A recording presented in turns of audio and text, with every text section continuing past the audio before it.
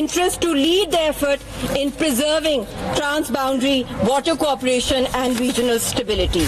इसके साथ साथ एक दो मैंने वहाँ भी बहुत सी ट्विटर के ऊपर भी हर जगह बयानात चल रहे हैं, तो मैं हैरान हो रही हूँ कि माइकल कलगन, जिनका एक थिंक टैंक है अमेरिका के अंदर, कि वो इस इंसिडेंट के 12 घंटे के बाद ही उनको पता था कि इंडिया ने अगला एक्शन क्या लेना है. तो ये भी बहुत बड़ा, it's very sceptical that they already had announced that India is going to take the following actions against Pakistan, and nobody is talking from the global powers about the Kashmiris who are being butchered, being slaughtered. They are homeless, there are curfews, there's genocide happening, their land is being forcefully occupied, our entire leadership is in jail or being hanged. और इसके साथ जो बहुत बड़ा fear और खतरा हमें लगा हुआ है, क्योंकि अगले महीने यासीन साहब की भी हैंगिंग की, क्रॉस एग्जामिनेशन की केसेस चल रहे हैं, और ये ना हो कि इस फॉल्स फ्लैग ऑपरेशन की वजह से कश्मीरियों को सजा दी जाए, that the Kashmiri people should not be punished for this false flag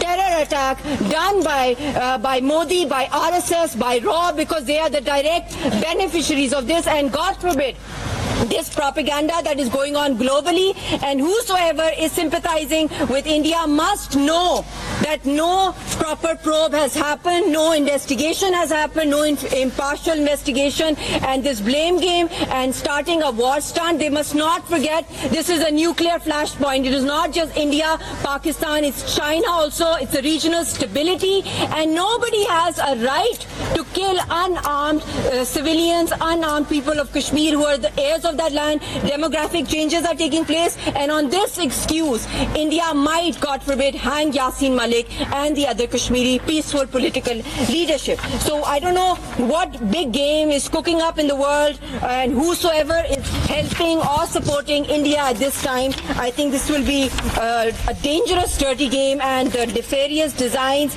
the impact it will have on the region and the world at large will be colossal. And I think in the end, I would just like to say that this conflict is unresolved for decades and decades. The Kashmiri conflict is the oldest pending conflict in the world. It risks nuclear escalations. On 27th of February 2019, nuclear codes were exchanged between India and Pakistan.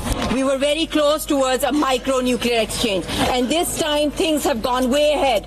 If we follow the policy of appeasement, complicity, if the world ignores the Kashmiri people right now, does not look at the repercussions, the economic and the security costs involved with this growing unresolved conflict, I feel that I fear that very soon we are heading towards a World War III. We need to stop that. The same cycle is repeating one after the other. There's a complete failure of international diplomacy, and I think we do not want a policy, a defensive policy. We want an offensive policy. Pakistan should also categorically state now that Shimla agreement is nullified. No CBMs can work. No talks with India can come about productively if Kashmir issue is not resolved. And Kashmir is the lifeline of this entire region's stability. So in the end, without settling Kashmir issue, there is no room for normalcy and stability in the region. And all these 5 big decisions taken by India, nullification of Indus water venture, is going to lead towards catastrophic effects, not just in the region, but the world at large. So the world needs to come together to support the legitimate struggle of the Kashmiris, because that is the main core, and that is where all the global powers that are taking interest, in economic interest in Indian illegally occupied Jammu and Kashmir, I warn you that do not get into the trap of RSS and RAW. They will use you, and a battlefield will start, and all the economy, all the investments in Indian illegally occupied Jammu and Kashmir will collapse. So the main thing is for this region to prosper, focus on the issue of Kashmir and resolve this issue, and global powers should put international sanctions on RSS, should ban RSS. It's a terror organization which is growing its network all over. And we ourselves, Kashmiris, are being targeted in Azad Kashmir, in Pakistan, all over the world. My own mother was poisoned. Their networks are so deeply rooted, their sleeper cells. Jafar Express, Samjhota Express, Uri attack, Pathankot, Balakot, Pahalgam, 5th August.